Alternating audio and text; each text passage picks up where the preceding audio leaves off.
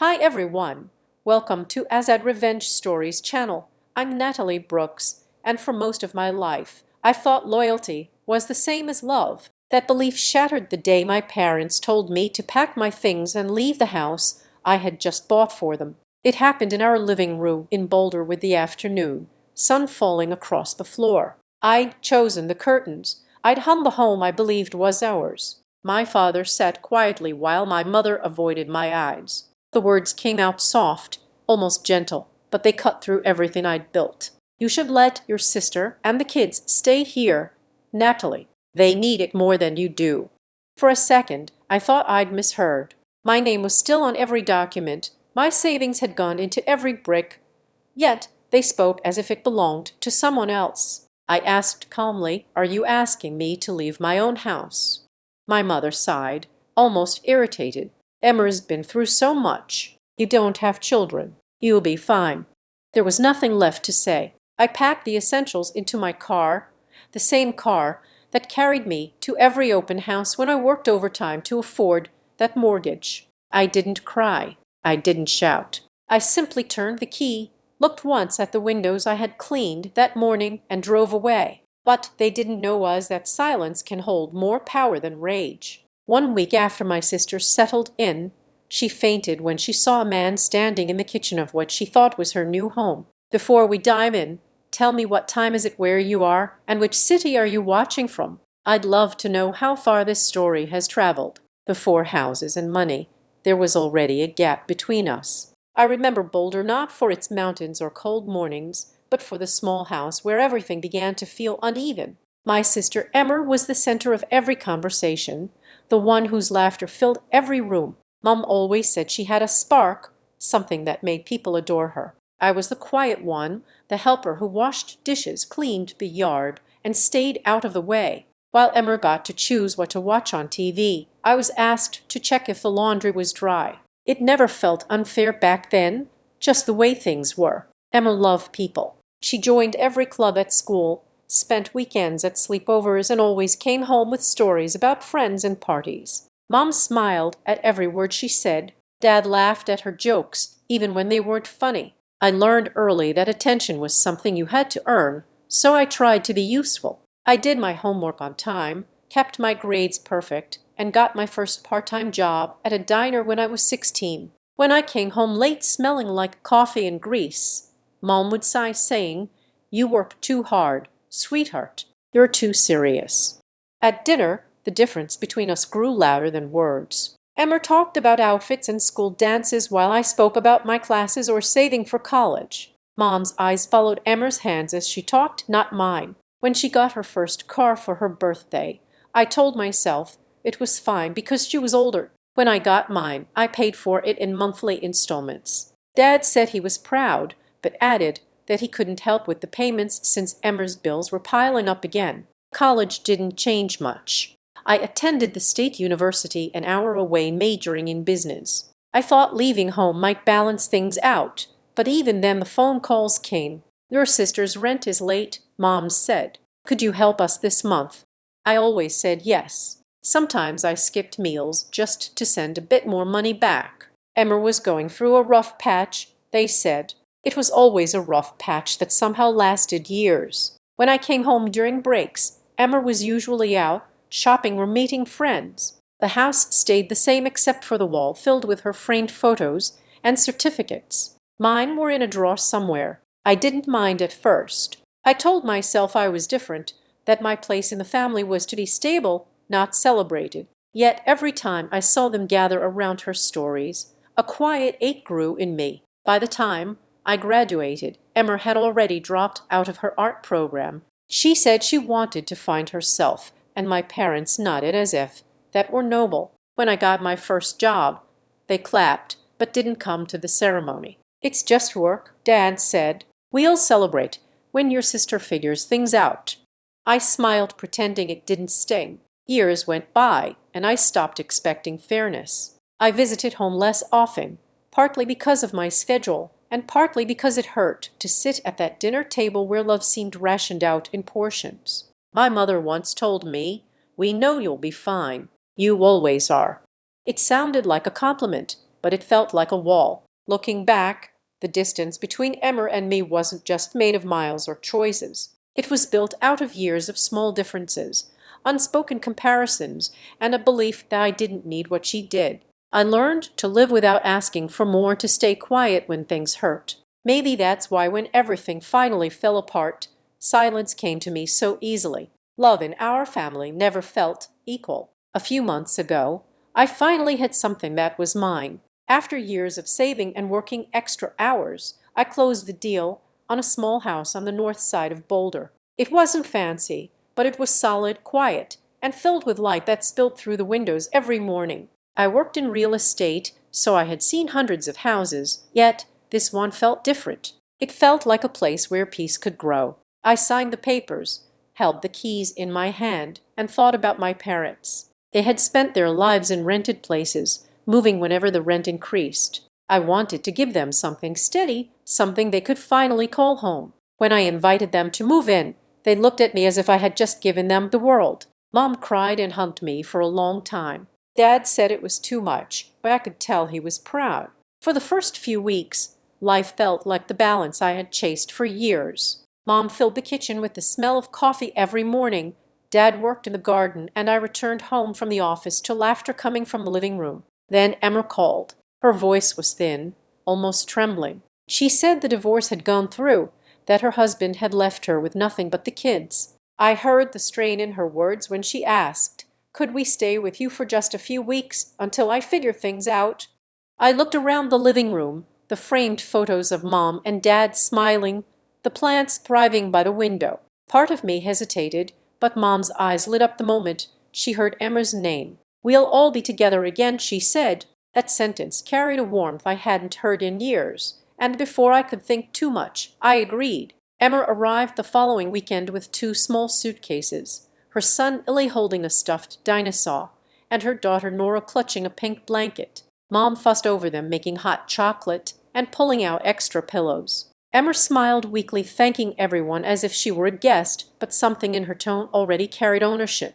She said, "This place is perfect for the kids," while walking from room to room, peeking into closets and opening drawers. I told myself it was only curiosity, but the way she placed her handbag on the counter and started rearranging the kitchen made me uneasy. Still, I stayed quiet. I didn't want to ruin the fragile harmony that had just begun. For a while, things stayed calm. We ate dinners together, talked about old family stories, and even laughed about our childhood fights. Illy and Nora played in the yard, while Dad watched from his chair, pretending not to get emotional. Mom kept saying, "This is what I always wanted," as if that simple picture could erase years of imbalance. I tried to believe it, too, but as the days passed, Emma's presence grew louder. She began leading her laundry in the hallway, using my office desk for her phone calls, and deciding what groceries we needed. She told Mom to move her plants because they blocked the light, and said the living room needed a softer look. One night, I came home to find she had invited her friends over for dinner without telling me. The smell of food filled the house, but it didn't feel like mine anymore. The tension was silent, but constant. I started staying late at work just to avoid walking into that new version of my home. Mom seemed happier than ever, talking about how nice it was to have everyone together again. She didn't see how I was shrinking in my own space, how I was starting to feel like the guest. One evening, when Emma laughed from the couch and called out, "Nat, can you grab me a glass of water?" I realized something inside me had shifted. The peace I had built was slipping through my hands, replaced by a feeling I knew too well, the quiet ache of being invisible. 3 months later, my name was still on the papers, but my opinion didn't count. What had once been my home now looked like a stranger's project. The living room, once painted soft ivory, had turned into a storm of pastel blues and yellows. Emma said it was for the kids. That Ellie and Nora deserved a cheerful space. She moved the couch to face the opposite wall, replaced my wooden coffee table with a plastic one covered in glitter stickers, and filled the shelves with toys. I came home one evening to find my bookshelf gone and a play tent in its place. When I asked where it was, Emma smiled and said, "I put it in the garage. The kids need space to play." Mom nodded approvingly, saying it looked livelier that way. Every week brought a new change. The guest room became a playroom. My office turned into a shared craft corner. Even the kitchen looked different with cartoon magnets and colorful drawings taped to the fridge. When I hesitated at the doorway, Mom would remind me, "It's still family's house. We all share it." She said it with love as if it were an act of unity, but to me, the words felt like a slow erasure of boundaries. I was still paying the mortgage, yet my decisions had quietly disappeared into the background noise of family comfort. One Sunday afternoon, I came home to find Emmer painting the hallway mint green. There were open paint cans on the floor, drops splattered across the tiles, and music blasting from her phone. I stood there holding my grocery bag while she hummed Hair Tied Up messily, wearing one of my old t-shirts. When I asked why she hadn't told me, she shrugged. "The kids deserve color. It feels happier this way." Mom appeared behind me, wiping her hands on a towel, and added, "She's right, honey. A little color doesn't hurt anyone." I wanted to remind them that the house wasn't theirs to repaint, that decisions like this should be discussed, but the words stuck somewhere between my chest and my throat. I was tired of sounding defensive in a home that was supposed to be mine. Later that week, I brought up finances. Sitting at the dining table, I explained that property taxes had gone up and that I was the only one covering them. I mentioned how utilities were higher since 4 more people were living here. Before I could finish, Mom interrupted, her expression tightening. "You're being selfish, Natalie. Your sister just went through a divorce, and you're talking about money." I looked at her, stunned, trying to understand how helping my own family had turned into a moral flaw. Emmer stayed quiet, eyes lowered in a performance of guilt that I recognized all too well. Dad avoided my gaze, fiddling with his glasses. The silence that followed was heavier than any argument. Over the next few months, I stopped trying to set boundaries. The house had become something I tiptoed through. Emmer's laughter filled the evenings, blending with the sound of cartoons and the clutter of dishes. My parents adored having the children around, saying it made them feel young again. They didn't notice how my routines had shrunk to the corners of my room. I started eating dinner at work, claiming late meetings, and only returned home when the lights were off. The space that once grounded me now felt like a museum of my absence. One evening in early spring, Mom asked me to join them in the living room. Her tone was unusually formal, and that alone made my stomach twist. Dad sat beside her, hands folded neatly, while Emma pretended to be busy sorting papers on the coffee table. Mom cleared her throat and said, "We've been thinking, sweetheart. Emma needs stability for the kids. You're young and independent and can manage on your own. Maybe it's time you rented a place closer to your office."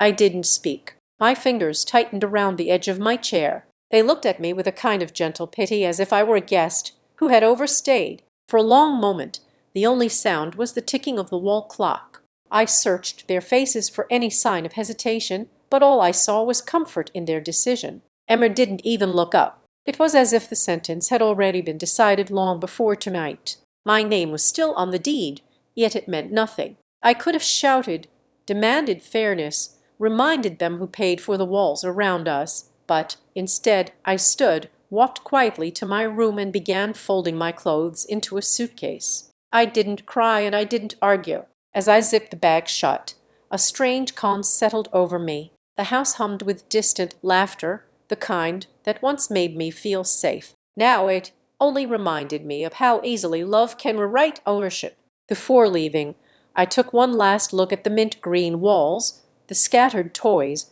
the curtains Emmer had chosen. It all looked warm and full of life. Yet I felt nothing but cold detachment. I didn't argue. I just started planning. When they left for their week-long trip, I decided it was time. Emmer had been talking about taking the kids to Florida for months, and when the car finally pulled away from the driveway that morning, the silence that followed was sharper than any argument. For the first time in half a year, the house was mine again. I walked through each room, slowly running my hand across the walls she had painted, the furniture she had replaced, the spaces that had once reflected me. The air smelled faintly of her perfume and vanilla candles. It should have felt lonely, but it didn't. It felt like clarity. The next day, I met with a lawyer downtown. Her office was filled with framed degrees and the scent of strong coffee. I explained the situation calmly, sliding a folder across her desk that contained the property deed, the mortgage records, and every receipt that had my name printed on it. She read through them, nodding slowly before saying, "Legally, you are the sole owner, Ms. Brooks. No one can remove you without your consent." Hearing that sentence was like breathing fresh air after months underground. It wasn't about revenge. It was about reclaiming what I had already earned. I left her office with a plan forming in my mind, precise and quiet. That afternoon, I contacted an appraiser. He arrived the next morning, clipboard in hand, walking through the house with professional detachment. "Good bones, excellent neighborhood," he said, noting the upgrades I had made before everything changed. When he handed me the estimate, I knew the number by heart before I even read it. I went back to my car, sat for a while, and then opened my laptop. Within an hour, the house was listed for sale. 2 days later, I met Callum Warren, a civil engineer who had just transferred to Boulder for a new project. He was polite, well-spoken, and carried an air of calm that I hadn't felt in months. When he stepped into the living room, he looked around with genuine admiration. "It's rare to find a place this well kept," he said. I almost laughed thinking of the chaos that had filled it just days earlier. We walked through every room together, and when he paused by the window overlooking the garden, he said quietly, "This feels like a home someone loved." For the first time, I realized how much truth there was in that. By Friday, we were sitting in the same lawyer's office again. The paperwork was ready, clean, and final. I signed my name carefully, watching the ink dry on the line that once symbolized hope and now meant freedom. Callum signed next, smiling faintly. "I'll take good care of it," he said. I believed him. When the lawyer slid the final copy across the desk, I felt the weight that had been pressing on my chest for months finally lift. That evening, as the sun dipped behind the Rockies, I stood outside the house for the last time. The windows reflected the fading gold light, and for a moment I remembered all the mornings I had stood there dreaming about giving my parents stability. The irony was almost poetic. I took one photo not for nostalgia, but as proof that endings can be quiet too. Back in my car, I opened my laptop, typed a short email, and sent it to my family's shared inbox. Ownership transfer completed. No explanations, no apologies. I drove out of Boulder that night, the city lights fading behind me. I didn't know where I was heading, only that I needed distance. The road stretched ahead wide and empty, and for the first time in a long while, I wasn't running from anyone. I was simply moving toward peace. 1 week later, when they came back, nothing looked familiar anymore. I wasn't there, but I could imagine every second as clearly as if I had been standing behind the curtains watching. The car would pull into the driveway just before sunset, Florida sand still clinging to the tires. Emma would step out first, sunglasses in her hair, her voice calling for the kids to grab their bags. My parents would follow behind, tired but cheerful, certain they were returning to the same home they had left behind. What they didn't know was that home no longer belonged to them. When they reached the front door, Emma probably noticed first that the lock didn't resist her key. The door would open too easily. The smell of coffee would drift from the kitchen, and the lights still on would scatter across the floor like a warning. In the middle of the kitchen, Callum Warren stood quietly, a mug in his hand. He told me later that he had been making coffee when the sound of the keys startled him. He turned and saw a woman, 2 kids, and an older couple staring at him as if he were a ghost. Emma demanded to know what he was doing there. When he told her he was the new owner, she screamed, stumbled backward, and fainted. My father called me less than 5 minutes later. His voice trembled between disbelief and anger. "Natalie, there's a man in your house. He says he owns it." I kept my tone even. "That's because he does." Everything was legal. There was silence on the line. Then my mother's voice broke in, high and frantic. "How could you do this to your sister? She has children."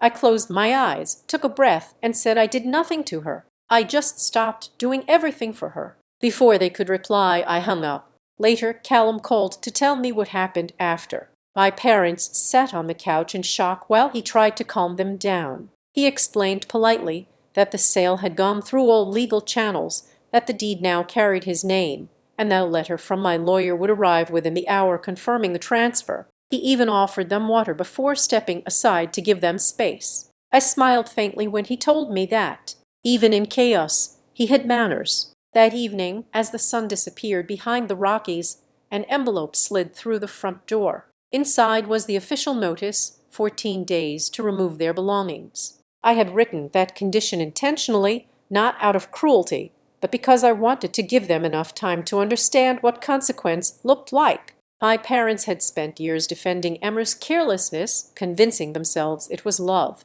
I used to believe that too, until I realized love without respect is just guilt dressed nicely. I didn't go back to see their faces. I didn't need to.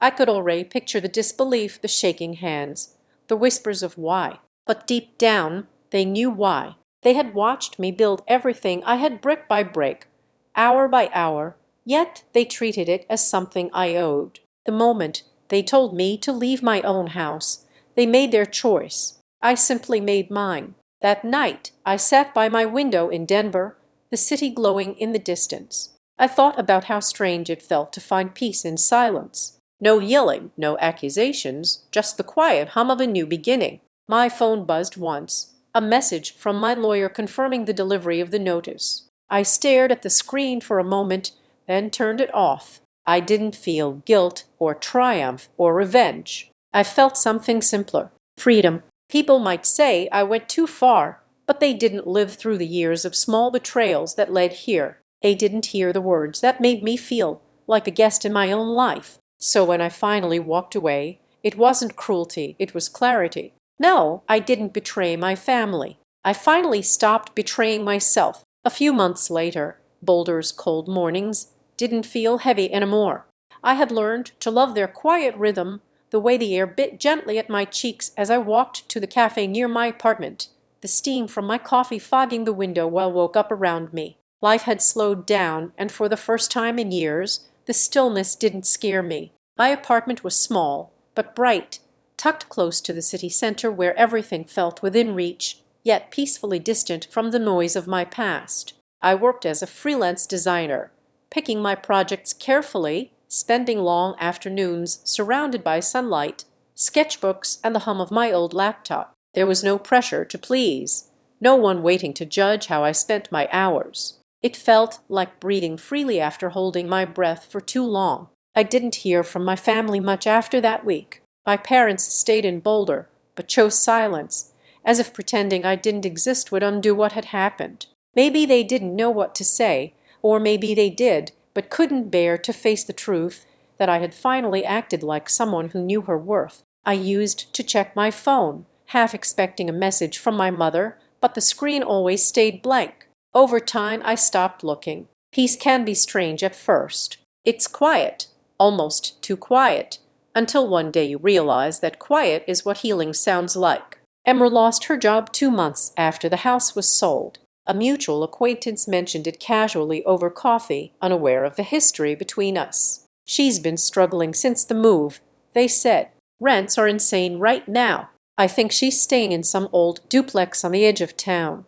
I nodded, offering nothing more. There was a time when that news would have broken me, when I would have rushed to help, called, offered money, or found solutions she didn't deserve. But now I simply felt nothing sharp, nothing cruel, just distance. She had built her tower of entitlement high enough. I had only stopped climbing it. My parents didn't ask me to visit for the holidays. They probably knew I wouldn't. Instead, I sent birthday cards for Emmer's kids, small notes written in careful handwriting, never signed with anything more than at Natalie. It wasn't forgiveness, not yet, but it was a quiet gesture of hope that maybe someday they would understand there was still love, even if it now came from afar. One morning in early March, I woke up to an email from Callum Warren. The subject line read, "Your house."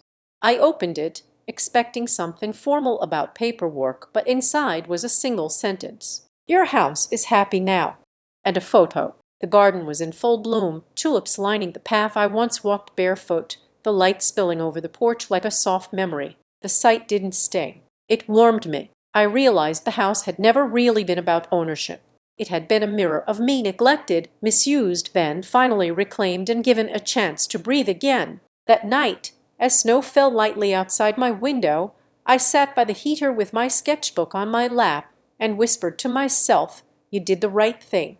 For the first time, I truly believed it. Freedom wasn't loud or dramatic. It was this, the sound of wind outside, and the calm of knowing I didn't owe anyone anything more. Sometimes, Snorts, loving your family means learning when to walk away. I learned that endless giving doesn't build love. It only builds expectation. Boundaries aren't walls. They are doors that open to peace. And peace, I finally understood, isn't given, it's chosen. Thank you for listening till the very end. I hope my story reminds you that choosing peace isn't selfish. It's survival. What would you have done in my place? Share your thoughts below. I read every single one. I invite you to subscribe to the Azad Revenge Stories channel, like this video, and support me further by hitting the hype button so the story in this video can be heard by many more people. Thanks to all.